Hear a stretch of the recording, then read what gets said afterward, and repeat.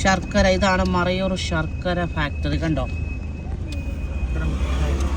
ഇതാണ് ശർക്കര ഫാക്ടറി. ഇപ്പം നമുക്ക് ഇതിൻ്റെ ഉള്ളിൽ വണ്ടി പാർക്ക് ചെയ്തിട്ട് നമുക്ക് നോക്കാം. ഇവിടെ ആയിരുന്നു ഇടുന്നേ.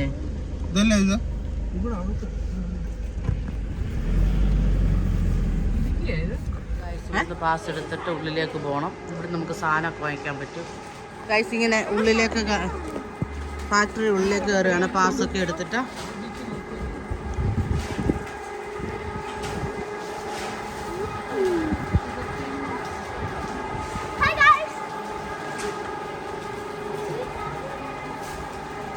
കരിമ്പ് ഇങ്ങനെ യൂസ് ചെയ്ത കരിമ്പ് കൂട്ടിയിട്ടേക്കുന്നതാണ്.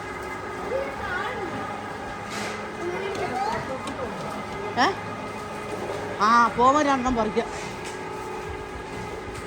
ഗായ്സ് ഇതുകൊണ്ട് കണ്ടോ, കരിമ്പിൻ്റെ ഇത് യൂസ് ചെയ്ത കരിമ്പിൻ്റെ ഇതാണ്.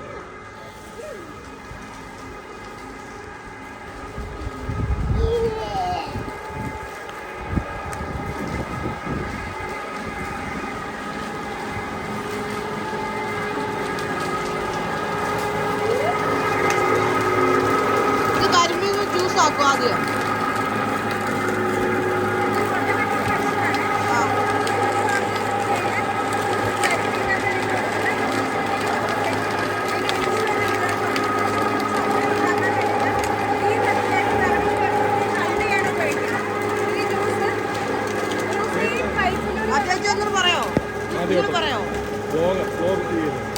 പറഞ്ഞോ.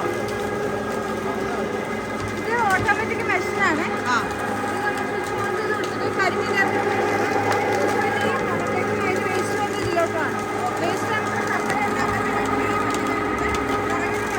ചണ്ടിയാണ് ഉപയോഗിക്കുന്നത്. പിന്നെ ജ്യൂസ് ഈ പൈപ്പിലൂടെ നമുക്ക് ആ ടാങ്കിൽ 4 ഫിൽറ്റർ ഉണ്ട്. ഈ ജ്യൂസ് ആണെങ്കിൽ ആ പൈപ്പിൽ കൂടെ പോയിട്ട് ഫിൽറ്റർ വഴി അങ്ങോട്ട് പോകും. ഇവിടെ 4 ഫിൽറ്റർ ഉണ്ട്. അത് ഓരോ 4 ഫിൽറ്റർ ആയി കഴിയുമ്പോൾ ലാസ്റ്റ് ആ ടാങ്കിൽ നിറയും. അത് നിറഞ്ഞു കഴിഞ്ഞാൽ നമുക്ക് ഓൺ ചെയ്ത് കൊടുക്കുമ്പോൾ ഈ ജ്യൂസ് ആ പൈപ്പിലൂടെ അവിടുത്തെ ടാങ്കിലോട്ട് തന്നെ അവിടെ നമ്മൾ ഫിൽറ്റർ ചെയ്താണ് സ്റ്റോർ ചെയ്യുന്നത്. എന്നിട്ട് അതിൽ നമുക്ക് ആവശ്യമുള്ള ജ്യൂസ് ശർക്കര ഉണ്ടാക്കുന്നതനുസരിച്ചാണ് എടുക്കുന്നത്. പിന്നെ സ്റ്റോറേജ് എന്ന് വെച്ച് കഴിഞ്ഞാൽ 1 മണിക്കൂർ കൂടുതൽ നമുക്ക് സ്റ്റോർ ചെയ്ത് വെക്കാൻ പറ്റില്ല, കുളിച്ചു. അപ്പോൾ നമ്മൾ ആവശ്യമനുസരിച്ച് മാത്രമേ നമ്മൾ ജ്യൂസ് എടുക്കാറുള്ളൂ. ഒറ്റ പ്രാവശ്യം കൊണ്ട് ഇതുപോലെ കംപ്ലീറ്റ് ഡ്രൈ ആയിട്ടാണ് ഇത് വരുന്നത്. രണ്ടാമത് നമ്മൾ അതിനകത്ത് ഇടേണ്ട ആവശ്യമില്ല. ഒറ്റ പ്രാവശ്യം കൊണ്ട് ഡ്രൈ ആവും. നമ്മളിപ്പം കണ്ട ശർക്കരയുടെ ഫസ്റ്റ് പ്രോസസ്സിംഗ് ആണ്. ഇതിങ്ങനെ പോയി ജ്യൂസായിട്ട് 4 തവണ ഫിൽറ്റർ ചെയ്ത് അവിടെ ഒരു വലിയ ടാങ്കിൽ എത്തുമെന്നാണ് പറഞ്ഞത്. ബെൽറ്റിട്ട് കൈ കൊണ്ട് വേണം അത് കറക്കി കൊടുക്കാനായിട്ട്. എന്നിട്ട് ഇതിൽ കരിമ്പിട്ട് കൊടുത്തു കഴിഞ്ഞാൽ ഇട്ട കരിമ്പ് തന്നെ 3 പ്രാവശ്യം നമ്മൾ പിന്നെയും പിന്നെ ഇട്ടാൽ മാത്രമേ നമുക്ക് ജ്യൂസ് കംപ്ലീറ്റ് ആയിട്ട് കിട്ടുള്ളൂ. അതാകുമ്പോഴത്തേക്ക് ഒരു കെട്ട് കരിമാണെങ്കിൽ ഒറ്റയടിക്ക് നമുക്ക് കംപ്ലീറ്റ് യൂസ് ചെയ്യാം. നമ്മൾ ഉപയോഗിച്ചുകൊണ്ടിരിക്കുന്ന ഡെമോ ആണ് കാണുകയൊക്കെ. ആദ്യം ഈ ഡെമോ കണ്ടാൽ മാത്രമേ നമുക്ക് മനസ്സിലാവുള്ളൂ. അതിന് വേണ്ടിയാണ് ആദ്യം ഈ ഡെമോ കാണിച്ചു കൊടുക്കുന്നത്. ഇപ്പോൾ നമ്മൾ അവർ ഉപയോഗിച്ചുകൊണ്ടിരിക്കുന്ന അടുപ്പിൻ്റെ മോഡലാണ്. ഇതിൻ്റെ മുകളിലോട്ടാണ് പാത്രം വരുന്നത്. പിന്നെ നടുക്കൊരു ഹോളാണ്, ഇതിൻ്റെ എയർ പുറത്തോട്ട് പോകാനുള്ളതാണ്. ഇനി ഈ അടുപ്പിൻ്റെ പ്രത്യേകത എന്ന് വെച്ച് കഴിഞ്ഞാൽ പാത്രം ചൂടാവില്ല, പാത്രത്തിൻ്റെ അടിവശം മാത്രം ചൂടാവും. അതാണ് ഈ അടുപ്പിൻ്റെ പ്രത്യേകത. നിങ്ങൾക്ക് താഴെ ഇത് ശർക്കര ഉണ്ടാകുന്നതിൻ്റെ ഫുൾ ഡെമോ ആണ് ഇവിടെ വെച്ചേക്കുന്നത്. കണ്ടോ,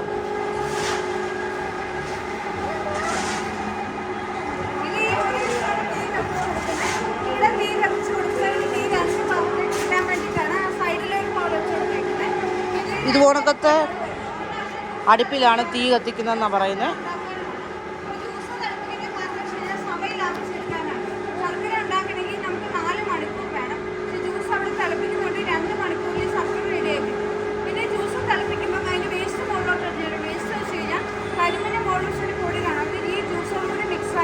അടിയിൽ തങ്ങിക്കിടക്കും. അപ്പോൾ അത് ചൂടാക്കിയാൽ മാത്രമേ അത് മുകളിലോട്ട് കൊണ്ടുവരുള്ളൂ. അതടിച്ച് വേസ്റ്റ് പാത്രത്തിലോട്ട് മാറ്റിയതിന് ശേഷം അത് ഓട്ടോമാറ്റിക്കായിട്ട് പുറത്ത് ടാങ്കിലോട്ടാണ്. അവിടെ നമ്മളത് കമ്പോസ്റ്റ് ചെയ്ത് കരിമ്പ് വളമായിട്ടാണ് ഉപയോഗിക്കുന്നത്. പിന്നെ കരിമ്പിൻ്റെ ഓല ചണ്ടി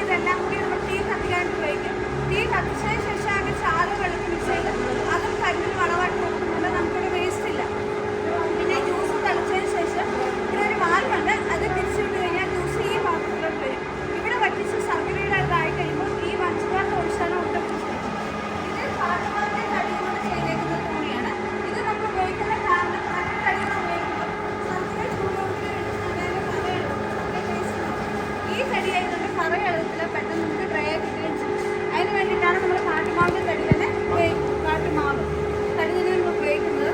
പിന്നെ ഇത് കരിമ്പിൻ്റെ ചണ്ടി വരുന്ന റോപ്പിലൂടെയാണ്. എന്നിട്ട് ആ മിഷനിലോട്ടൊന്ന് കട്ടതിന് ശേഷം ഈ ടയറിലോട്ടൊന്ന് ഉണക്കിയിട്ടാണ്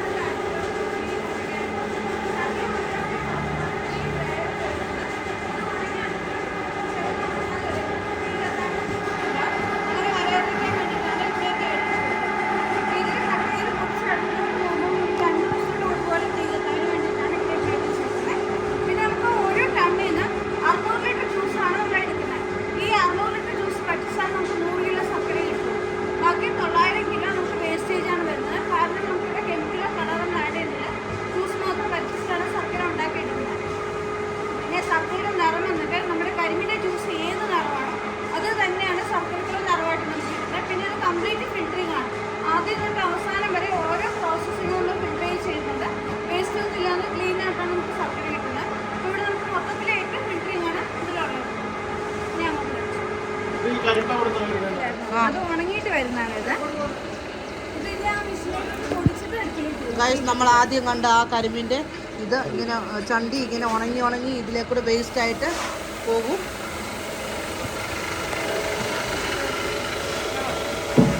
ഇത് ജ്യൂസാ? ആ ഇത് കരിമ്പിൻ്റെ ആദ്യത്തെ ഏതാ? ആ നമ്മൾ ആദ്യം കണ്ട കരിമ്പിൻ്റെ ജ്യൂസ്.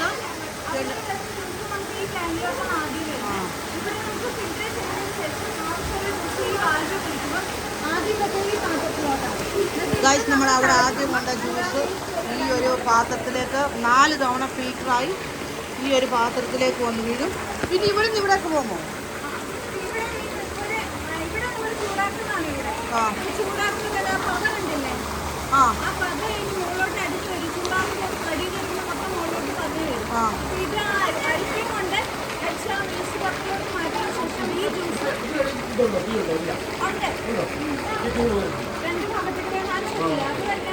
ഗായ്സ് ഈ അടുപ്പിൻ്റെ പ്രത്യേകത എന്ന് പറഞ്ഞാൽ ഇത് കണ്ടോ, ഇത് വലിയ അടുപ്പാണ്. പക്ഷേങ്കിൽ ഈ പാത്രത്തിന് കണ്ടോ നമുക്ക് തൊടാൻ പറ്റും, പാത്രത്തെ ചൂടാകത്തില്ല.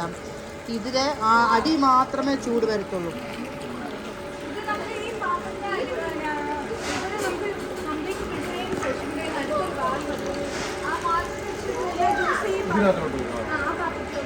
ഗായ്സ് ഈ വാൽവ് വഴി ജ്യൂസ് ഇതിലേക്ക് പോകും.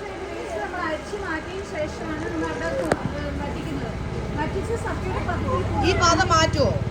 അങ്ങോട്ട് പോകും.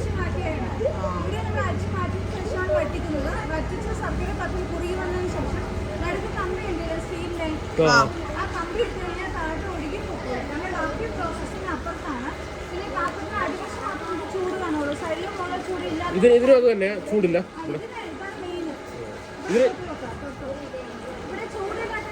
ഗായ്സ് ഈ പാത്രത്തിനും ചൂടില്ല കണ്ടോ. ഈ പാത്രം തിളച്ച് ഇത് മാറ്റി കഴിയുമ്പോൾ ഈ കമ്പി എടുത്ത് മാറ്റുമ്പോൾ ഇത് അതിൻ്റെ അടിയിലേക്ക് പോകുന്നു ജ്യൂസ് കണ്ടോ.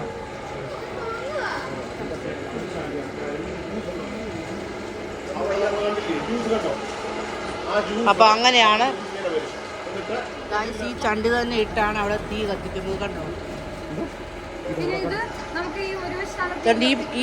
ഈ വലിയ ഈ കറങ്ങുന്ന മെഷീനാണ് ചണ്ടി ഉണക്കാൻ വേണ്ടി ഉപയോഗിക്കുന്നത്.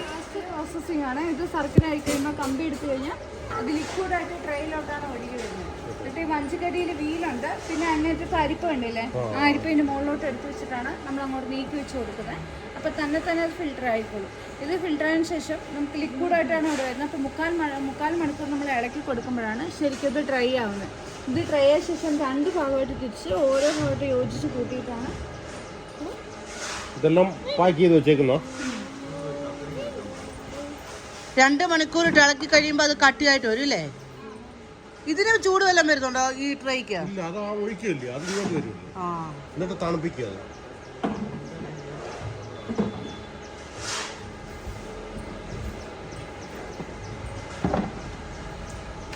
ഈ ഷേപ്പിലാണ് ശർക്കര ഉണ്ട പിടിച്ചെടുക്കുന്നത്. ഇതാണ് നമ്മുടെ മറൈ ശർക്കരയുടെ ഷേപ്പ്.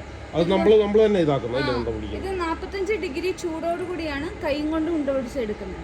അപ്പോൾ ഇത് ഉണ്ട പിടിച്ച് 2.5 മണിക്കൂറോളം തണുപ്പിച്ചതിന് ശേഷം ചാക്കിൻ്റെ അകത്ത് പനവോല വെച്ചിട്ടാണ് നമ്മൾ പാക്ക് ചെയ്യുന്നത്. കാരണം കാറ്റ് കയറാതിരിക്കാൻ വേണ്ടിയിട്ടാണ് പനവോല വെച്ച് നമ്മൾ പാക്ക് ചെയ്യുന്നത്.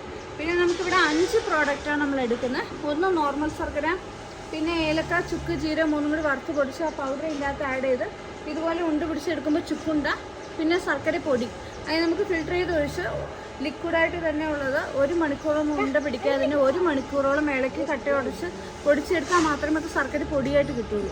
പിന്നെ ശർക്കര മിഠായി അതിന് നമുക്ക് ഫിൽറ്റർ ചെയ്ത് ഒഴിച്ച് 2 സെക്കൻഡിനുള്ളിൽ കോരി ആ പലയക്കകത്ത് കോരി ഒഴിച്ച് ഏലക്ക, ചുക്ക്, ജീരകത്തിൻ്റെ പൗഡർ ആഡ് ചെയ്ത് 30 സെക്കൻഡിനുള്ളിൽ തേച്ചെടുത്താൽ മാത്രമേ ശർക്കര മിഠായി കിട്ടുള്ളൂ. ഈ 30 സെക്കൻഡ് കഴിഞ്ഞാൽ ശർക്കരയായിട്ട് തന്നെ മാറും. അപ്പോൾ അത്രയും സ്പീഡിനുള്ളിൽ തേച്ചെടുക്കണം. പിന്നെ ശർക്കര പാനി, അത് ശർക്കരയായിട്ട് ഇങ്ങോട്ട് ഒഴിക്കുന്നതിന് 3/4 മണിക്കൂറിന് മുമ്പ് തന്നെ നമ്മൾ ആ പാത്രത്തിൽ തന്നെ നമ്മൾ കോരി എടുക്കുക ചെയ്യണം പാനി. അത് ദോശയ്ക്ക്, ബ്രെഡിന്, ചപ്പാത്തിക്ക് യൂസ് ചെയ്യുന്ന വിധത്തിൽ ലിക്വിഡ് ഫാമിൽ നമ്മളത് എടുക്കുന്നുണ്ട്. പിന്നെ ഇത് നമ്മുടെ കരിമ്പാണത്. ഇവിടെ യൂസ് ചെയ്യുന്ന ശർക്കരയ്ക്ക് എടുക്കുന്ന കരിമ്പ് ഇവർ ഇവിടെ തന്നെ നട്ടു വളർത്തുന്നതാ. കണ്ടോ, ഇത് കരിമ്പും തോട്ടമാണ്.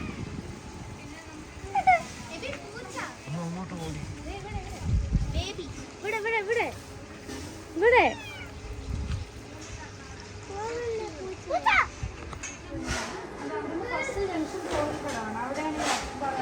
അവിടെ ചോദിച്ചാൽ മതി, ഒരു വഴി കാണിച്ചു.